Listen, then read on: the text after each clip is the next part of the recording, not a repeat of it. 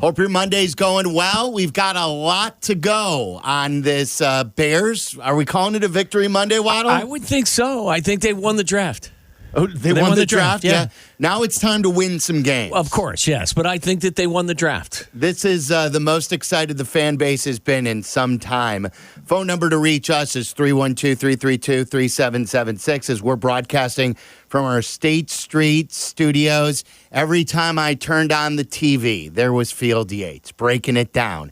First on draft night on ABC, and then through days 2 and 3, there he was, telling me that the Bears got a pretty good pass rusher in round 5. There he was, telling us about the Bears punter in round 4. Did he tell you that the Bears won the draft at any point? Let's ask him right now on the CarX Tire and Auto Hotline as Field Yates joins us right now on the Waddle and Sylvie Show. Answer Waddle's question, did the Bears win the draft? They sure did on night one, guys, and that's not me trying to play to the crowd here. I understand that draft grades can prove to be worth their weight in paper, but the Bears had my number one prospect, wire to wire, Caleb Williams, and he went off the board, obviously, at number 1 overall. Never wavered in my stance of Caleb being the best player in this class, and then they got a value, which it's hard to get a value when you're picking in the first 9 selections 2 times, but they got a value with Odunze, the 6th player on my board.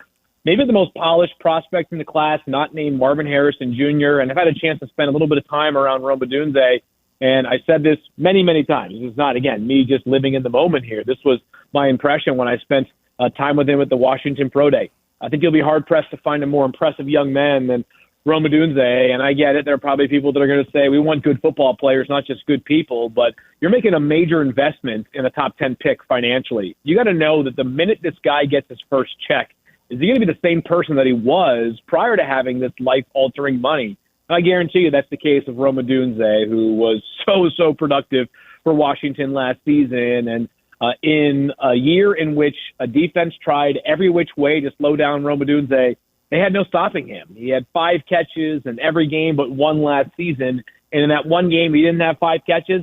He had 3 catches for 112 yards and 2 touchdowns. So there was no answer for Odunze last season. He landed in a perfect spot in Chicago. We were talking about this field for months, trying to figure this all out. And there were a few different conversations we had with people that stood out to me. And your conversation with us was one of those. Because I'll always remember it was early in the process, and you said to us that if they would come away with Caleb Williams at 1 and then Odunze at 9, that you sprint to the podium and it would be a home run. How often does a dream scenario, especially when you're picking at 9 and you're like at the mercy of 7 other teams in between 1 and 9, does that dream scenario come to work out? Infrequently. In the NFL draft, it's all about the things that you don't expect happening to actually take place. And that was the beauty of it. And I actually thought that beyond the fact that Odunze was there, guys, was the possibility. And I wouldn't have crushed the Bears if they went this direction of taking a player like Byron Murphy II or Dallas Turner, the edge from Alabama. There was a case for either of those players at number 9, both relative to the board and also the fact that, the Bears, they could still use, or they could have at the time, still used a bit more edge help, right? And Matt Eberflus's defense, kind of the apex of it is having a disruptive 3 technique. So I would have understood it. I mean, there were some mock drafts late in the process in which you saw either of those 2 players connected to Chicago, but I thought that the keeping it simple approach with Odunze, not letting this unique opportunity pass you by, was just good football business. And I understand the Bears now have 3 great receivers, and you can make a case that the Bears wide receiver room would have been fine without Rome, but I expect Keenan Allen to continue to hold up pretty well here in Chicago. But when you've got a guy in his 30s, it's something you have to be mindful of. So, and then moreover than that, the best part about what the Bears have done this offseason is in a league in which we see teams ruin quarterbacks as much as quarterbacks fail to live up to their draft slots. The Bears have gone all in on Caleb Williams this offseason and done so much to make sure that there's going to be rookie bumps because there always are, but to do as best that they could do to make sure that Caleb Williams had the pieces in place around him to make this a smooth transition from USC to the pros. Phil, this is a very difficult NFL novel to have projected it would have worked out this way when you think about all that has fallen in place with our team. And this is all good fortune. And Sylvia and I have talked about this over the course of years. Even great teams need a good bit of good luck to get to where they want to go. And when you kind of factor in all that has transpired here, where the Texans beating the Colts in the final game of the season a couple of years ago, then the Carolina Panthers draft Bryce Young and not C.J. Stroud, then they suck all year last year. Then the Falcons decide to take Michael Penix after giving Kirk Cousins $100 million guaranteed. All of these things that have fallen in line, kind of hard to have predicted a year and a half ago.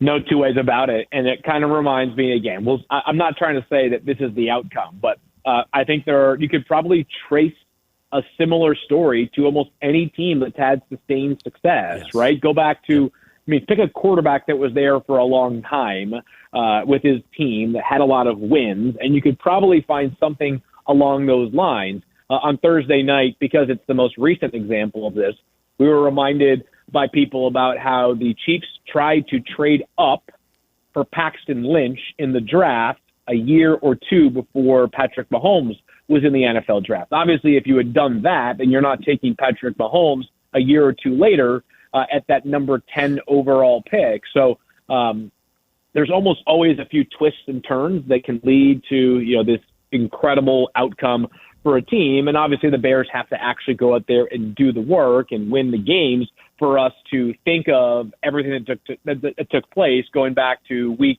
18 of the 2022 season and think of it in that same vein. But good fortune is inextricable. Like that's just going to be a part of almost any team's success. You got to get a little bit lucky here or there. But the Bears, I really feel like, have done an awesome job utilizing the resources that have been afforded them, in part because of some of their good fortune. And I think have a very clear vision of what they want to do. And I really believe that Caleb Williams, especially relative to other number one overall picks, and certainly compared to a couple of the other quarterbacks taken in the first round this year, is set up for some significant early success. Field, I always preferred Odunze over Neighbors. Did you? It sounds like you did as well, and why? Well, I had Malik Neighbors as the fourth-rated player on the board. Okay, so Odunze was sixth. Okay. And it was, that's nip and tuck, though, right? It's a matter of sort of your preference in the kind of player. Odunze is the more polished player right now. He's unbelievable in contested catch situations. You're going to hear that term surrounding Odunze a lot. He had 24 contested catches last year. That was tied for the most in the entire FBS, along with Luke McCaffrey, who went 100th overall to the Washington Commanders. Odunze is an amazing route runner as well, has great size, great consistency. I talked about that a little bit earlier on. Malik Neighbors, a more explosive player, right? Probably a tenth of a second or so faster in the 40-yard time, and he's the guy that you throw an 8-yard hook and it turns into a 28-yard gain very consistently for Malik Neighbors. But I really felt as though this year we had three wideouts who in many prior drafts would have easily been the number one wide receiver in the class without much competition. One of them had to go third, but I felt like the third quarterback off the board this year and the third wide receiver off the board this year were the furthest things possible from a consolation prize for whichever team took them. Talking to Field Yates, it's Waddle and Sylvie on ESPN 1000. All right, on the flip side of drafting Caleb Williams and Odunze, they drafted a punter in the fourth round. Now, we were here Friday, and Jeff Meller, who you know well, was a big proponent of them doing this going into the weekend. He actually wanted them to do that in the third round. Waddle and I were poking fun, more so even Waddle was. And today, Yurko and Carm have gone off on them, calling it an arrogant pick. Tory Taylor is very good at what he does. So what say you on them deciding to draft a punter? Wow, arrogant. I didn't have that one on my bingo card today, describing trading up for a punter. It's the first word I thought of as well, Field. It really was. Yeah. And the reason I used it real quick was because it says to me, like, you know what? We don't have any other needs. We filled the edge. We filled center. We filled offensive tackles. So let's take the best punter we've seen in the last 5 years. All right, so I didn't read it that way myself. I read it as at the time that the Bears were trying to get back in, or at the time of that pick, when Torrey Taylor was taken, it was, do we have a deal in hand to move back a little bit? Because if we don't, and we don't necessarily have a guarantee to get back in later, can we afford to miss out on this player? That was my interpretation of it. I said that on the broadcast. You can go look for your receipts if you're looking for it right now and you think I'm just saying this after the fact. Obviously, the Bears did find a way back in the 5th round when they traded back in for Austin Booker. So I guess I interpreted it differently. Maybe this is the reality of doing the draft role in the capacity that I did this past season, is that I really, truly believe, starting very early on in day 3, the board is just so different for each team. And the things that you're trying to accomplish are so different for each team that I don't necessarily want to pound any day 3 pick because of the variance that is inherent to the exercise. Giovanni Manu, I'll give you an example of another day 3 pick that some people were trying to figure out still. And I said, Giovanni Manu, going on day 3 to the Lions, who traded a 2025 third-round pick to get back into the 4th this year. This is a kid from the University of British Columbia who has a relatively light experience and resume on the football field because he was a basketball player growing up. Like, guys, like, take a swing on a guy on day 3. Have some conviction. Have some belief in these guys. If we accept that the board is, like, fairly similar for a lot of teams in the first 20, maybe 25 players, I think it just gets a whole lot different on day 3.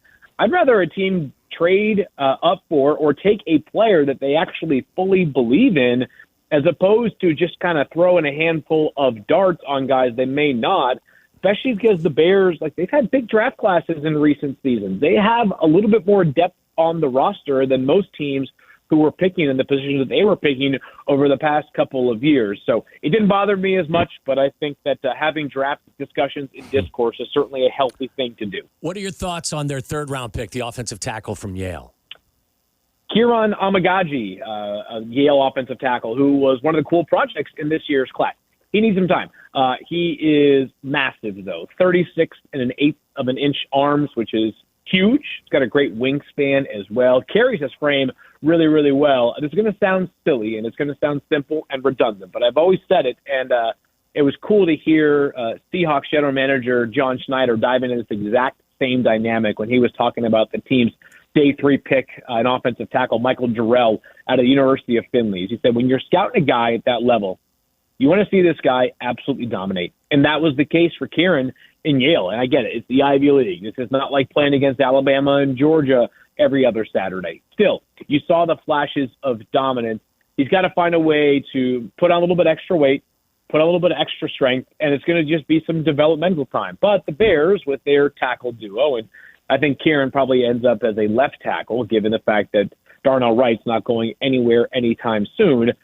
This gives him a bit of a runway. So I figured I thought he was around a top 100-ish player in the draft. I figured, plus or minus, call it 25 picks. What was he, 80-something for the Bears? I can't remember what it was. I think he was 75th. I think it was 75. 75th. Oh, yeah. Okay. Yeah. All right. So I figured somewhere between, let's call it 75 and 125 was the range for Kieran. And he ends up going at the top of that range. He needs some time, but a developmental upside pick for the Bears to work with over the next couple of seasons.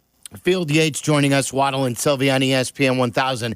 As far as Booker is concerned, I've heard a lot of people say that if he went back to Kansas for another year, next year he could have been projected like an end of the first round or second round edge. Would you, if he would have had another season like this year or improved on that with development, do you agree on that? Are the Bears getting a guy with high upside?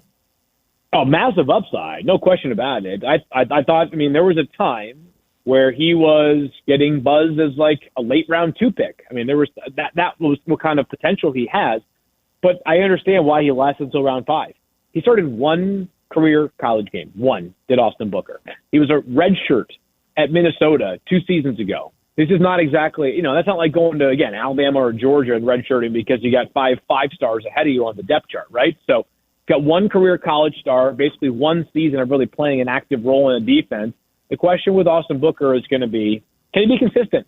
He was obviously a high producer in the sack front last year, but can you be a down in, down out, do your job, do the dirty work, do the little things right kind of player, or are you going to be the kind of guy that just has great sack? Well, I guess great sack production at the NFL level is fine, but are you going to be the kind of guy that kind of wants to just pin your ears back in obvious passing situations and just rush the passer?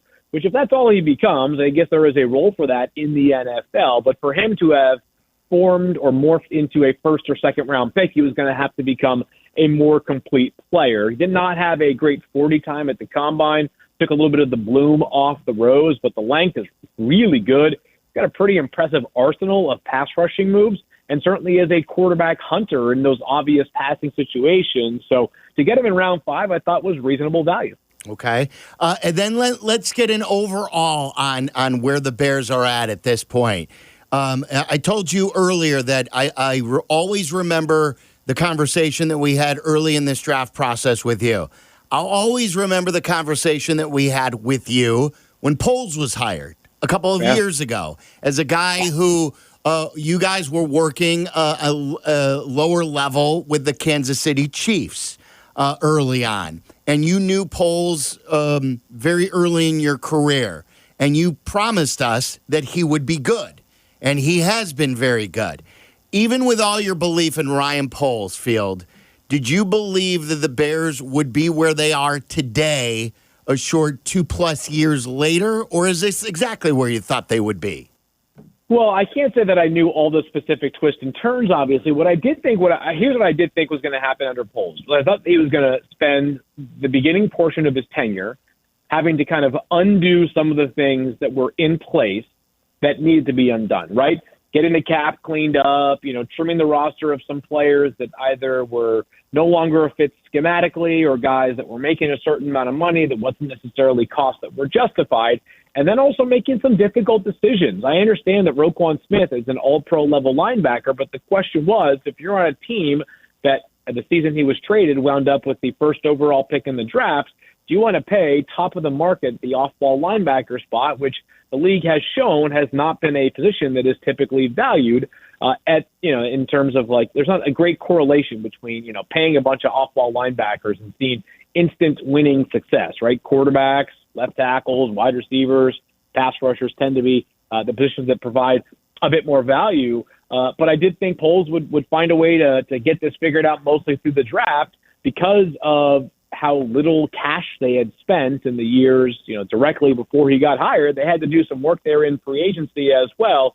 But no, I'm not surprised that the future is bright here in Chicago. You got to turn that hope and that potential into wins more consistently. But this feels like they're ready for liftoff year with the way they played defensively down the stretch and the offense having all the pieces in place to be really good right out of the gate with Caleb Williams, even as a rookie quarterback.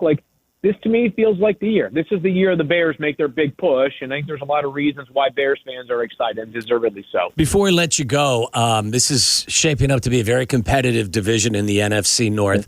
Quickly, what was your take on what the Packers and the Lions and the Vikings did in the draft as well?